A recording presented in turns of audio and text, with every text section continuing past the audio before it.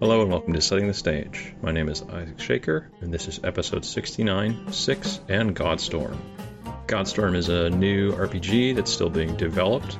It's kind of about like teleporting and moving around really quickly as the main design dynamic. There's also a setting that goes with it.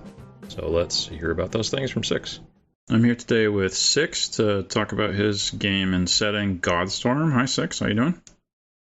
Isaac, I'm doing well. How about you? I'm good. Having an easy morning and ready to get going. Before we get into the game and the setting and all that, I always want to hear about who I'm talking to. So, what do you do besides gaming? I do a lot of around the house chores and kind of general helping people. Mm-hmm. I feel like that's where I spend most of my time. So my parents, or my mother-in-law, is always asking me for stuff. So I'm always doing stuff there. I was an electrician for 7 years, so I have a background in doing a lot of odd stuff and being in attics and whatever. Yeah.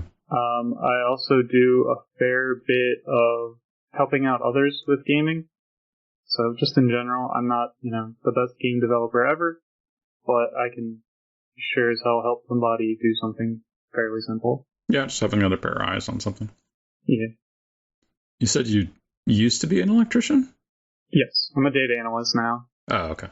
Very boring job, but I've always been very analytical, and I think it kind of shows when I'm making my game and when I talk about stuff. Okay. I also play a good bit of Path of Exile and Dota. Oh, cool. All right. Dota 1 or 2? Dota 2, yeah. Okay. I'm not that old. I wasn't even sure that was still around at this point, to be honest. People still play it. Okay. It's still got a very small player base, but it's there.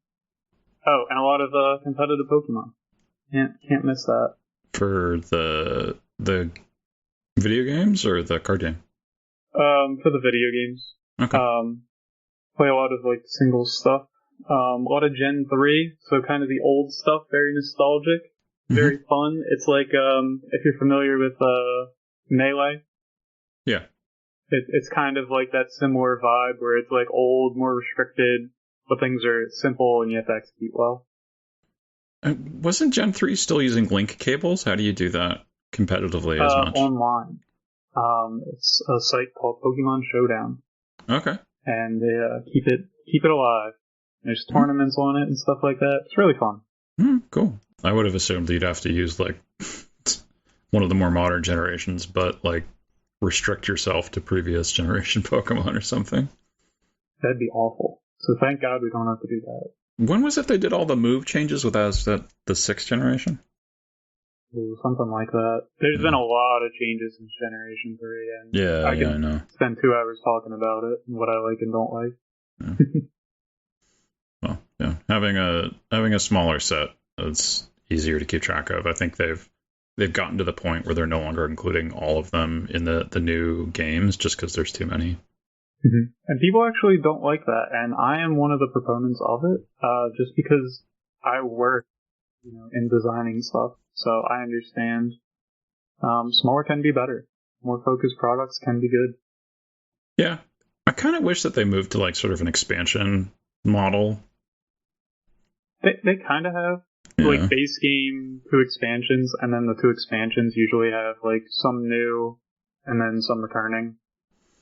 No, I just meant like I really liked Gold and Silver because it was like basically just red and blue, but with more stuff, yes, I understand. Yeah. And like it was the same map, you could go back to the same places. So like changing their structure so that they have a base game that's like Kanto, whatever, it doesn't matter.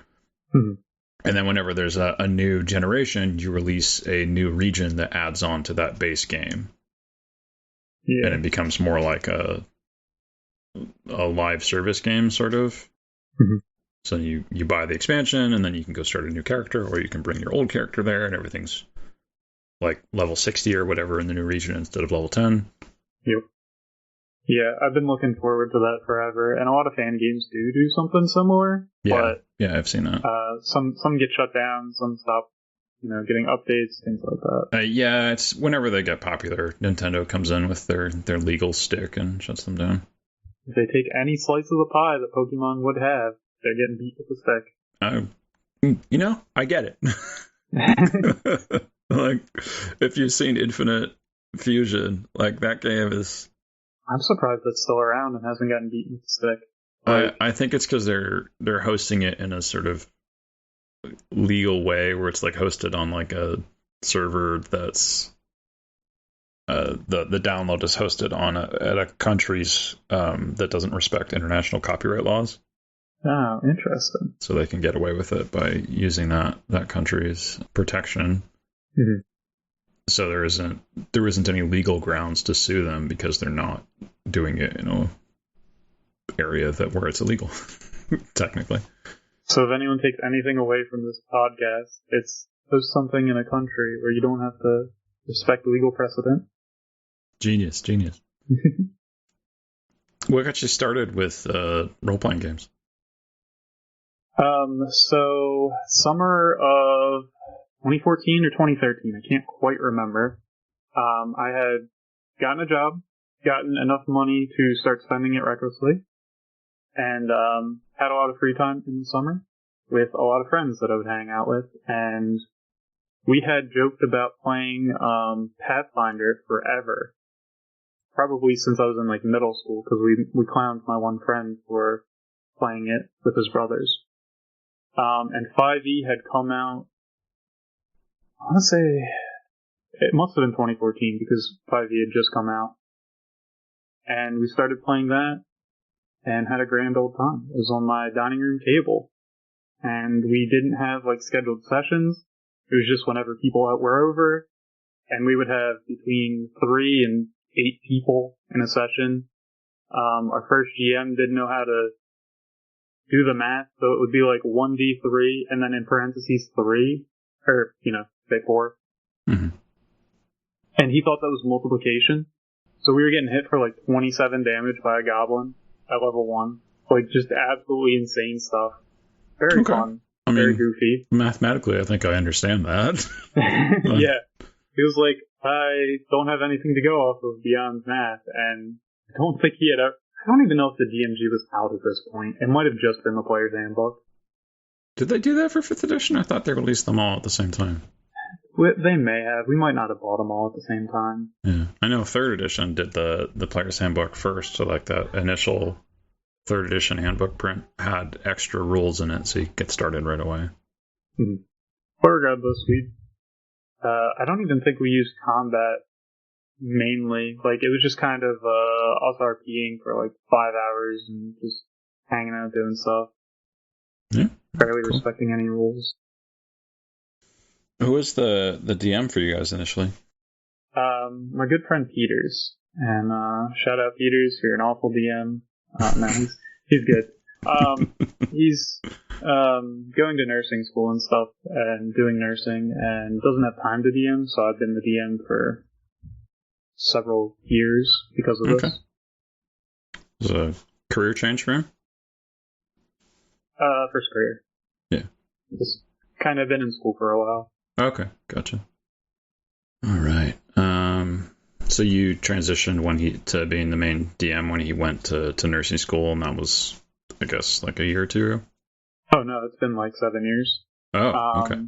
Yeah, he has been in school forever. Like, literally since we got out of high school, he's been in college, and he's still in college. Okay, yeah. No, that makes more sense. Yeah, that'll...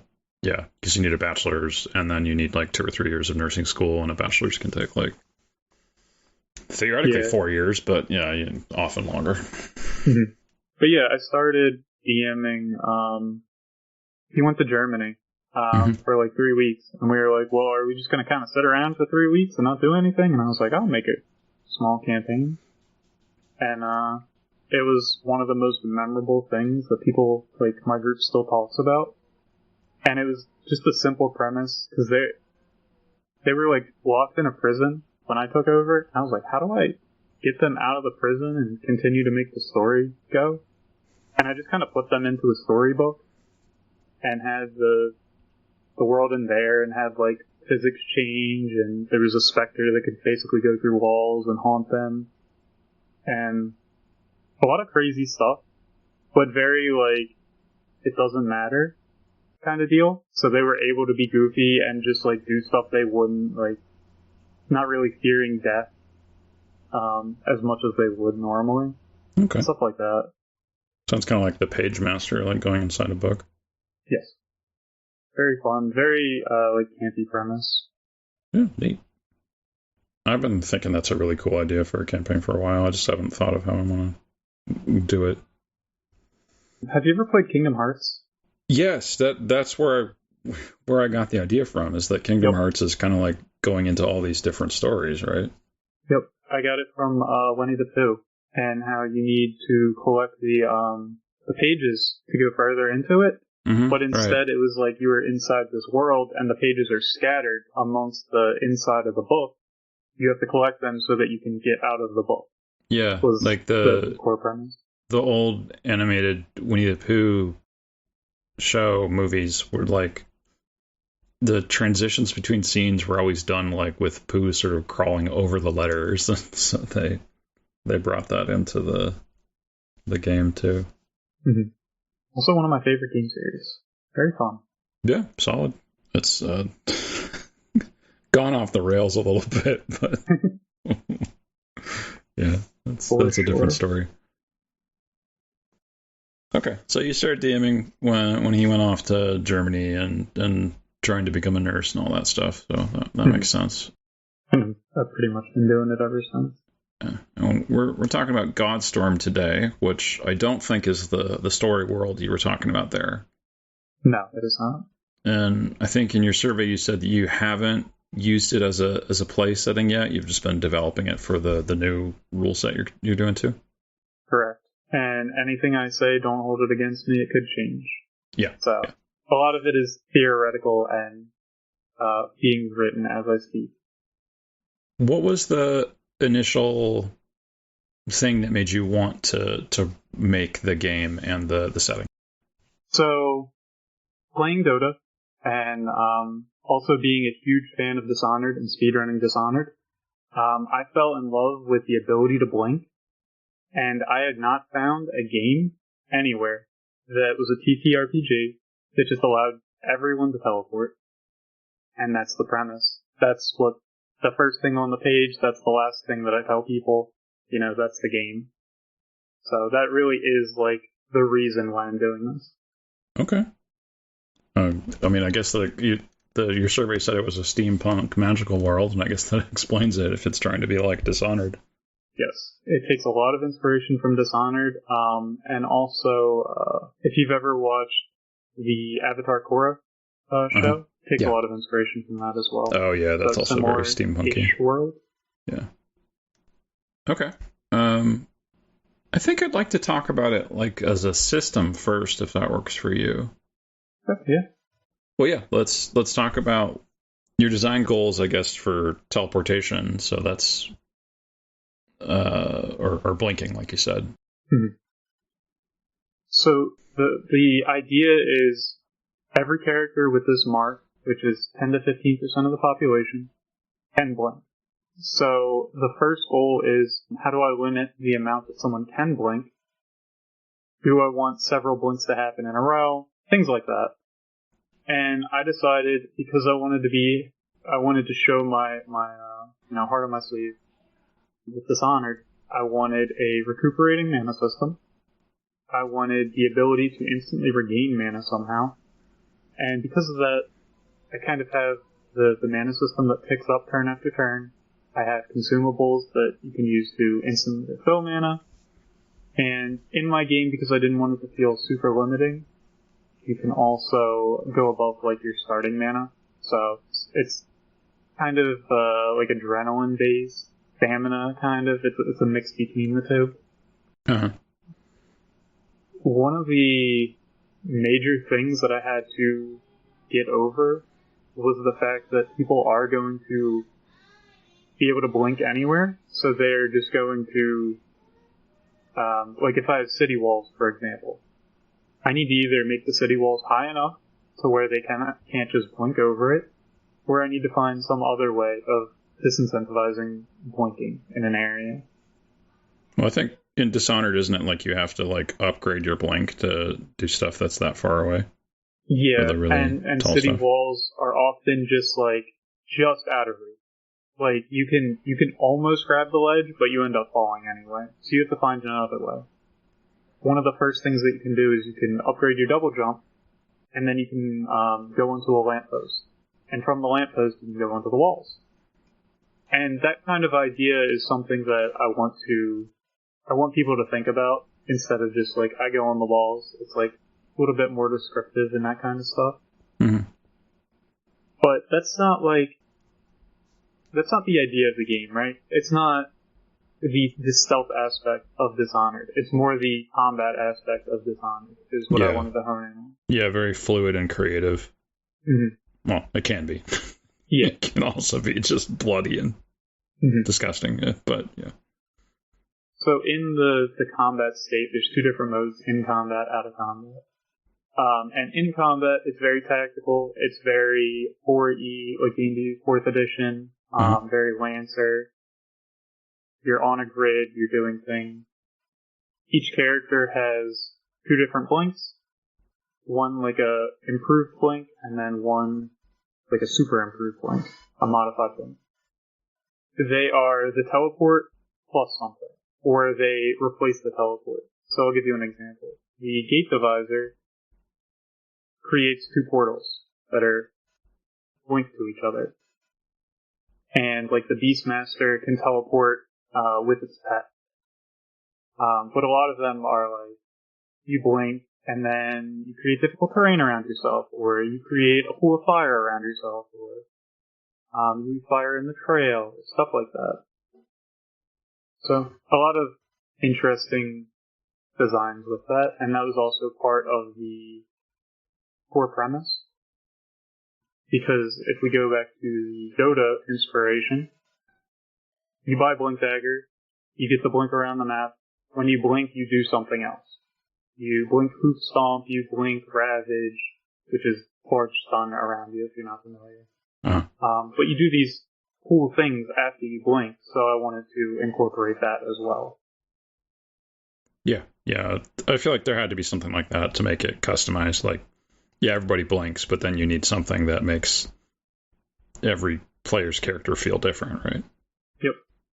Yeah, there's a lot of mix and match class options. It's very, very deep system on the combat side. And then on the out of combat side, it's loosey-goosey. Like you don't even have skills. You just have past occupations and a hobby. Okay. And those make up basically your skill list. So it's very, very loose. Okay. So is it a class system or is it more building point based? It's a class system, and each class has 3 levels. Max level is 9, so at some point you do have to multi-class. There is 24 classes currently, and then there are 10 newfangled classes, which only have a single level, and they're kind of like your prestige class. Their whole shtick is they usually modify something about you or change something like really far. As an example, the Hemogoblin makes it so you have no mana and you have no mana restores and use your life to use all your mana for your mana. Okay. So some classes love it. Other classes, this would be the biggest detriment in the world if you stuck it on them. You said that's called the Hemogoblin? Yep. The Blood Goblin. Yeah. When I was coming up with it, I thought of hemoglobin, and then I spelled it incorrectly, and I was like, no, that's it. That's what I want. I saw what your mind was doing there. Very funny. Everyone, they kind of look at it, and everyone kind of like smiles when they say it. I feel. Yeah. Yeah, that's good. Okay. So how does character creation work then? So character creation is fairly simple. You start out, you roll for your job, you do past job and your hobby. Then you select the class, Then you pick 3 feats, where you can start with your equipment, and then once you're done one, you swap to the other, and that's about it. So fairly simple. There's a good bit to read, but at first level, you can easily make a character in 15 minutes, and I've had people do it. And even people that have no knowledge of the system have picked it up in a half hour. Okay. So it sounds like you're having randomization for jobs and hobby, but I guess you could pick if you wanted to. Yeah. And those kind of represent your skills that are loosey-goosey, like you said. And then your class is more like your combat stuff. Is there a lot of customization for that at level 1? At level 1, not really. It's kind of like pick a class. You can pick 3 feats and kind of get more specific on something. But you don't really get that wide berth of what you can do until a little bit later on. Okay. I mean, this is sounding very similar to 5th edition D&D to me. Like, you pick a background and a few skills, and then you pick your class, and your class is kind of locked in besides the spells that you pick, which I guess are similar to feats. Yeah, it is a little bit like that. Its core DNA is taken from Lancer. So if you play Lancer, you're like, oh, okay, this is the same thing. Okay, yeah. But it's definitely like adjacent. Hoggy is very simple with its character creation, and it's one of the best parts about the system, honestly. I really enjoy how quickly I can make a character at first level. My friend constantly jokes that he can make it blindfolded and drunk. I feel like that'd be impressive, but that's cool. So I feel like I kind of understand this, but I want to ask it more explicitly. Why design a new system for this idea instead of creating like a bunch of custom rules for D&D or Pathfinder? Like, if you're trying to do something that's kind of Lancer adjacent and it is kind of fantasy, like, it feels like this could work as a 4th edition character class or power sets or something like that. And yes, you are 100% correct. Started out as a Lancer hack. So you can say that it's a hack of Lancer, and I'm fine with that, but I'd probably consider it a new game. The heat system in Lancer swapped out for a mana system. Everyone can teleport. The way you unlock characters is different. But yeah, to answer your question, if I was to do it all over again and wanted to save a lot of time, I would probably just make it a hack of Lancer. But I have a lot of time, or did. And, so with more time comes larger scope. Alright, gotcha. So we talked about character creation a little bit there. Mentioned customization for like adding cool things onto your blank or other stuff. Like, I'm assuming that you have some of the other powers from Dishonored, like where you can turn into a rat or something like that. Kind of. So one of the first classes I actually made was the Ratus Ratus. It is, you kind of are turning into a rat, like a rat human, by plague rat. But the main thing, I didn't want to go full on Dishonored. I kind of wanted to just play off of it. So its most notable attack is just called Rat Attack, and you just throw a rat at somebody. That's what it is. And then you create a team rat, which is a rat team, which is a bunch of rats together. Things like that. But I didn't want to just rip off Dishonored one for one abilities. Blades in the Dark did it, and they're doing fine. Oh yeah. Well, and part of me was like, how much Dishonored do we need in the DNA? Are we doing Blades in the Dark, or are we going a little bit later? And I decided to go a little bit later, but still have the core identity. Yeah, no, that's fair. Okay. So how does action resolution work in the game? So you get 2 actions and reactions and 3 movements. actions are you pick it, you do what it says. If it's an attack, you roll a d20, add the modifier, which is going to be plus 1 starting. And there's a thing called Banes of Ruin. They're taken from the song, Planter and Feathers of the Demon Lord. Basically, you roll a d6 in addition to the d20. If it's a boon, then you add that d6. If it's a bane, you subtract the d6, and then you try and do the base. So it's fairly simple, and once you get used to it, it's kind of second nature. So that's pretty much all it is. It's not like Pathfinder or whatever, where you have to add modifiers and see what modifiers you have to add. If it's plus 2, if this one stacks with that one, you kind of get all your dice and roll it out. So are you just rolling dice, adding them together, and your whatever bonuses you might have from different things? Yeah. Okay.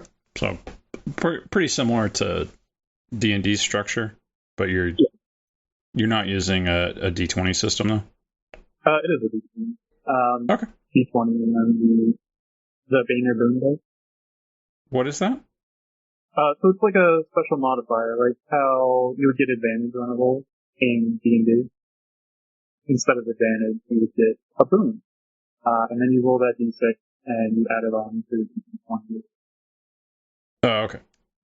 Kind of like how guidance is structured in 5th edition? Yeah. Okay, gotcha. Let me see. Just going through the primer that you put out for the game. Yeah, I mean, saying that it's Lancer or like, I feel like satisfies a lot of questions. I mean, it's not using heat, but I mean, you're using the mana that regens slowly during combat and can go over, which is kind of like heat. Like it's close like enough. The inverse. It's like just weird enough that you can't really compare it to some stuff. But I have, and people are like, "What do you mean?" I mean, it's a renewable resource. It's just heat goes up and this goes down instead, but it's functionally pretty similar. Okay. Yeah. Let's. If there's nothing else for the system, we can move on to the world. But I want to give you a chance to chat about the system more. If there's anything else that you feel like I missed. I don't believe so. Okay. All right. Well, why don't you say where people can get the system really quick before we move to the setting? You can pick it up on itch.io/Siix/Godstorm, maybe something like that. Itch.io Godstorm in Google to be able to find it. There's also a Discord link and things in there for listener resources. Feel free to join the Discord. And then yell at me about how bad the document is. Yeah, and I'll put links to that in the episode description as well. All right, yeah, let's talk about the setting. So, it's a steampunk magic world. So we got like electricity and steam engines and magic powers and trains and gears and stuff everywhere. Is that a good aesthetic description of it? Oh, it's steampunk adjacent to it. There is no real steam engine because batteries fuel everything, so they've really not had a need to make a steam engine. Okay. Instead of just switch directly to essentially electric car-based stuff. And that is powered by electric eel, a thickening jar, and then they have like a dead fish. They basically play as a marionette. The electric eel presents their dinner, shock to the bun. They take that shock and then put it into whatever it needs to be put into. Okay. So kind of the animal equivalent of like corn ethanol fuel. Kind of. Yeah. It's weird saying it, but a lot of people have described it as eel punk because it is so adjacent to steampunk. Yeah. I kind of don't like the description I roll my eyes whenever I see it. So I let people have that, but I don't really. And from my understanding of the real world, like, aren't eels like notoriously difficult to domesticate? So that is actually one of the things that is enjoyable about creating it is in the real world, we have only recently found out how electric eels, or no, eels in general, repopulate. Right. And we have spent centuries trying to figure this out. And the electric eel is not actually an eel, it's catfish, basically. So not one for one, but because people know about the eel and how weird it is, this is not exactly like the electric eel in our world. This is like a different electrical eel. An actual eel is electrical. Well, yeah. But yes, to answer your question, it is hard to domesticate. It is hard to find ways that have been reproduced. And that is becoming a problem in modern day. And the only real way to get them is to effectively fish them out of the water and make sure to put in the eels that are getting kind of up there back into the water so they can reproduce. And they have no idea how they reproduce, but they hope that they continue that process. Man, having your technology dependent on a wild animal is feels like a recipe for disaster. So the lore of this is it's only been happening for 70 years. And people are desperate to figure out how to breed them and make sure that this continues to go. Because if it doesn't, it's like the collapse of civilization. Like the collapse of their city, basically. Yeah.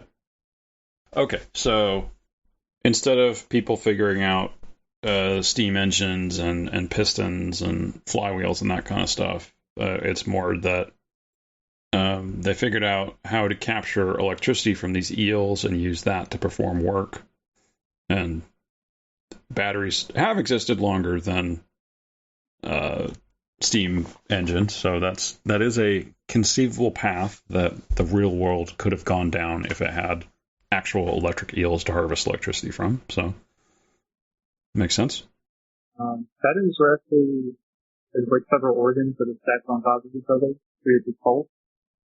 So they got dissimilar metals and basically salt water and shoved them in a tube and basically made the first battery off of that. And it's pretty directly, like knowing that little fun fact is pretty directly what I got the idea to do. Are you talking about modern batteries here? No, like the first battery. Like, those I don't even 3,000-year-old ones? Considered, no, not that. That, yeah, I know. But like the thing that is described as the first battery. It's like basically just a tube of dissimilar metals stacked on top of each other. Yeah. No, I was thinking of, there's this one from that was developed in ancient Greece that is a ancient battery of some kind. We don't really know what they were using it for, but someone had invented something that is a functional battery. It's like circular, or spherical, but it had the right salts in it to be functioning as a battery. The one I was talking about was an Italian guy made it, and it's called the voltaic pile. Oh, cool.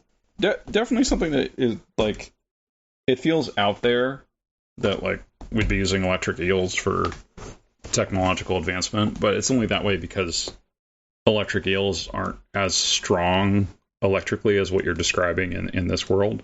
And I feel like the other components actually line up pretty well with that being possible. Yeah, it's definitely, I go into it a little bit more.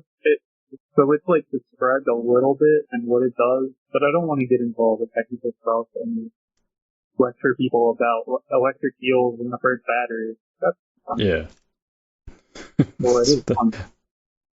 That's why you're here, but yeah, that kind of stuff in a book for playing a game can feel overwhelming to your readers, and might not be exactly what you want to do. Okay, so that explains like the fancy technology. And you also have magic powers with people teleporting and other stuff like that. You talk about how that came about in the world. Was it always present, or a new thing, or how did that happen? So the advent of the electric eel actually corresponds to this event that I'm going to talk about. It was basically there was a fisherman. The fisherman decided that he was no longer getting enough food in his current spot. He decided to go out a little bit further, where people warned to not go out that far. He disappeared for 6 weeks. He was deemed to be dead. He comes back 6 weeks later, and he is covered in marks. So these are tattoos. They are like brands, like flesh being kind of like seared off and stuff like that. Like many different things that appearing, birthmarks, things like that. And like covered head to toe in it. And because of this, people began to kind of worship him, almost saying that he was like a holy figure. Like he had been blessed by the god of the sea, to make it home safely, and he is going to tell us about what to do and things like that. Okay. So the king at the time decided that that was not kosher, and they put him at the stake and burned him. After that happened, a large storm came. It rained tornadoes, flames, all this stuff. And afterwards, these marks, similar to what the person had, would appear on their body. So some would have tattoos, some would have brands, some would have birthmarks that they didn't have these. And then children being born began to have them, and things like that. Also at this point in time was when the electric eels were found at the dock, and it was a shock everything. So everything happens from this one event. Guy goes out past into the deep ocean, comes back marked with all sorts of weird markings. The townsfolk think he's a witch and burn him, and that releases just like suddenly everyone starts getting marks because his marks went into the atmosphere, and now they're a miasma that people are breathing in or something. Something like that. Everyone comes to their own conclusion about what it actually means. Whether, the god is spiting them, or is giving them a piece of the power, or if it is supposed to happen, like a mushroom being destroyed. Things like that. So everyone comes to their own conclusion. Okay. And from your survey, it sounded like there was some sort of cataclysm that went along with this. Is that the giant storm you were talking about? Yeah, and the storm, the initial storm wasn't the issue. It's kind of like the fallout of it. It released the plague in the form of grass. Basically, the Black Plague happened right after this. Okay. So jumbo storm, like Hurricane Katrina level of destruction, and then you also have a plague that follows right after that. So, Black Plague, wipes out a third of the population right after a disaster that destroys all the infrastructure. Okay, we basically have to rebuild our city. And get, resources from other people. But everything's weird after this. Like, the animals are starting to have these marks. They're becoming aggressive because they're different, and things are not the same as what they were. They have heightened senses. They're feeling out of whack. And I don't know, even me putting flea medicine on my cat makes them crazy and run around the house and things like that. So I can't imagine what a bear might feel if they got this weird mark on them and they completely felt different for a little bit. So there's a lot of hostility out and about. Yeah, I mean, that's I feel like that kind of stuff does happen to animals in the real world, like when we tag them for research or stuff like that. Like, it's not quite the same thing, but I wanted to amp it up a little bit, make it very dramatic, and have a little bit of flair. uh-huh. Oh, yeah, and I guess the marks are also, that's where the magic is coming from, right? Oh yeah, if I didn't say that, that's when everyone has these marks and they're kind of outcast for a little bit. Some people describe them as like God's chosen beings and stuff like that. But a lot of people see them as outcasts and kind of being them like unworthy, quote unquote. So they feel a little weird. A lot of them because Hurricane Katrina basically happened and they don't have a lot. You end up feeling and then you have people chasing you. But eventually someone realized that they were going to die unless a blessing happened. And that blessing was them being able to teleport on top of a wall that was 10 feet high. And then they immediately spread the word about what this happened, about how this happened. And, because of that, that's when everyone kind of realized they could do magical powers. And then that opens up a whole new slew of other things, like a cascade of events based on. So you'd said that you wanted to move away from Dishonored a little bit, and I can see some parallels here because the mark of the outsider in Dishonored is what gives the magic powers for doing stuff. But this is different because the mark of the outsider is like easily hidden. Yeah. And this feels like it's much more obvious. Like you can tell that someone is marked because it's all over their face or their arms. They have to really like wear a full mask or something and full like clothes and gloves and everything to hide it. And even then it might not if it's like glowing or something. Is that right? So it starts all kind of small, but you don't get to choose where it's positioned. So it could be on your face, it could be on your hand. But if you see someone wearing one glove, you're going to suspect that something's happened. You're going to suspect that they're marked. And, if you think that they're a demon or whatever that some of the church people think, then they might treat you differently. You have to be different. You have to watch stuff. And they don't really discover this until later on, but the more advanced you get and the more you train the mark, the larger it spreads. So there's also complications with that. So you have this gigantic mark on you. You must be very powerful. You are a threat to us. Okay. Yep. I think that all makes sense. It's functionally like someone walking around with a gun that they can use whenever they want with zero notice and really no evidence either. So it's scary. So this sounds like this event you're saying it happened to like a single city, not like a wider world. Yep. Okay. What was the city politically like before the storm, and then what changed afterward? Like, was there a mayor or a king or that kind of stuff? So there is a king there. It is kind of the king that rules like the south side of the kind of island nation, and politically very the king rules all kind of ordeal, and they don't have too much say in the north king. They kind of have more resources up north, but they're still kind of going back and forth. It's not like it was settled. There's still a little bit of unrest between the two, but they're largely okay with the north and south. And is it still like that vaguely European, Italian city style that Dishonored has, or were you going with something else or leaving it unspecified for the DM to do what they want for like what it's like culturally? More unspecified. Okay. It's very. I still haven't even decided if I want to describe it as lowland swamps or more like Korea, where it's very like mountainous.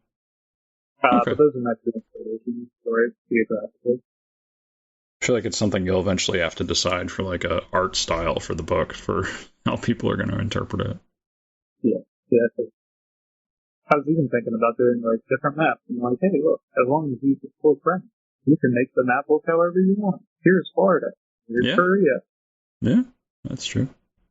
All right. In your survey, you mentioned that there's 13 gods, and that one of them is like the big one out of the 13.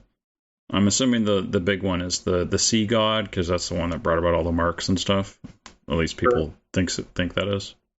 Mm-hmm. So I won't run through all of them. The big one is Miekul, is the god of gods, and the entire pantheon is a family, effectively. So as the patriarchal leader, by, being an elder, he is kind of seen as the one true god, kind of. After the cataclysm happened, the gods formed, there's kind of a power grab by the church that they helped so many people out in time of need that politically they were given a lot of leeway because the king wasn't doing as much as the church, so they kind of cared about the church more than the king. And because of that, any new things that happened kind of had to work hand in hand with. So you mentioned the church trying to help people work out of this, and the government kind of lasting through it. What about like more citizen organizations like guilds or neighborhood groups or something like that? So there were a lot of small groups that came because of that. There was a lot of sense of community, everyone coming together to try and weather this storm or actually beat it. And they didn't take a lot from the government. They took a lot from themselves and the church, which was the main food giver at this point. So they just kind of got a bunch of food from neighboring regions and brought it in via the greatness of the church. But everyone that kind of was either polytheistic or, worshiped one god more than the others, they were kind of like stunned almost. And eventually the other gods were known, other followers of other gods were known to be cultists because the Church of Miekul deemed themselves as the holiest, and anyone that wasn't believing fully in them, they became like continued outsiders, untrustworthy, things like that. So the evolution is everyone is friendly with each other, everyone's communal, no one really cares what God anyone cares about. They all generally believe the same thing. And then it evolved into a more specific point of view where one God is the true God and the rest are not that, so they couldn't be with it. And any of these small communities that weren't really religious based became more religious based, and because of that they had the singular God. And that's all because of food and resources that the church gave to the people when they had it. Okay. And you said you haven't, used the setting for anything besides just developing Godstorm. Is there... I feel like you could do something with it in a different system to sort of feel it out a little bit until Godstorm's ready to play in it. Is there anything that have you thought about doing that, or a reason you haven't done that? So I absolutely have thought about doing that, and that is probably what I'm going to do in Pathfinder campaign. Currently, we are doing X-Crawl. Familiar with that game? No, I mean, I know what a hex crawl is. Is that a game, though? Oh, no. X is the letter. X? Yeah, so it is a system made by, or setting made by DCC, Dungeons Ball Classic, Okay.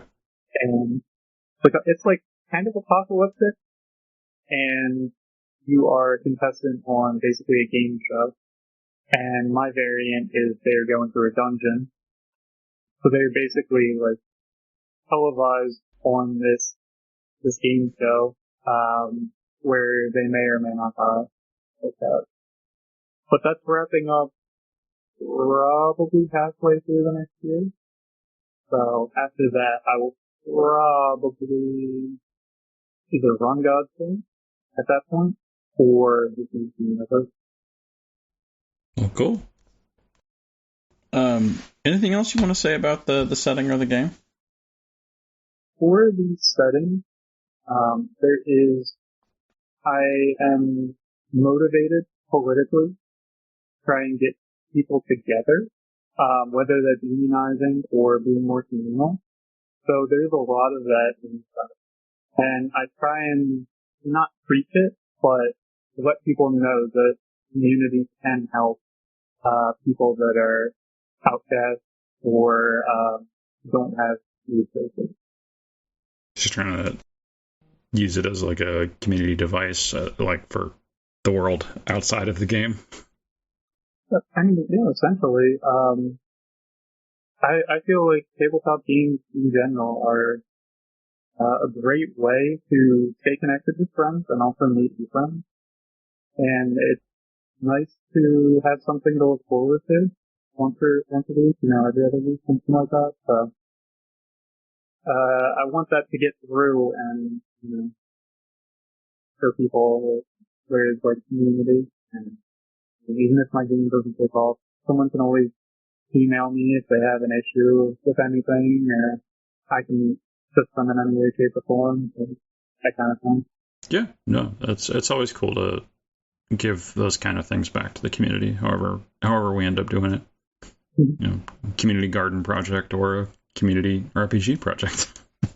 Yeah, I'm very, I need to start doing more in my community, and it's one of those things where I'll do it next year, I'll do it in the spring, I'll start whenever, and it's just so difficult to start going, but once you do, you'll feel better about it. Cool. Well, I always finish off by asking if you have any DMing advice you want to share with everybody. I got a lot. Ooh, okay, my main one. When you are having players create backstories, focus more on specific things that you want to hit. You want to introduce, allies and villains in your campaign. Have your players' backstories focus around those allies and villains. If you want them to be mysterious, focus on 5 rooms. If you want them to be quick and self-sufficient, focus on 2 truths and a lie, or 3 truths, 2 lies. I think that a lot of the time there is tabletop books that do not focus enough on the backstory or the why. Why am I here? Like in D&D, you want to go adventuring.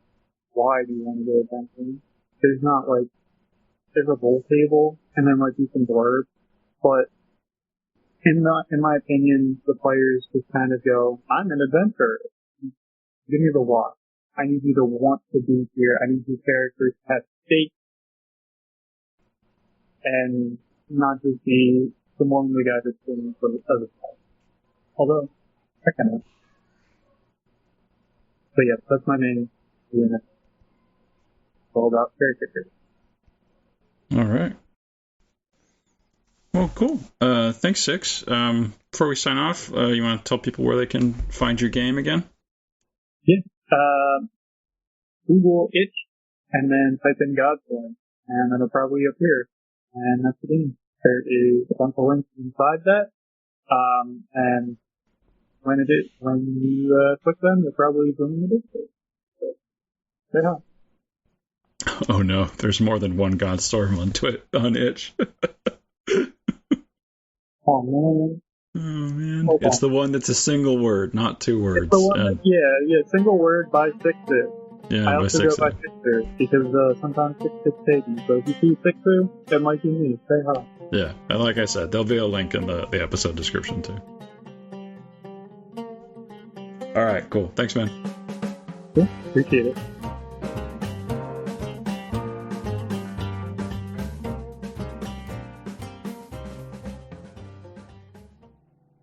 Thank you for listening to Siix Tell Us About Godstorm. If you're interested in the game, you can check it out with some links in the description of the episode, and you can go download it off itch or join in the Discord for talking about it with other people that are playing it. If you're interested in supporting the Setting the Stage show, we're looking for more people to interview, so you can fill out the survey in the episode description or join our Discord to come hang out with people. Every Tuesday I ask a question about like what's going on for RPG stuff to try and get creative juices flowing, so you can join in on that. And as always, this episode is sponsored by Darren, so thank you to Darren, our Patreon member. Thank you for listening.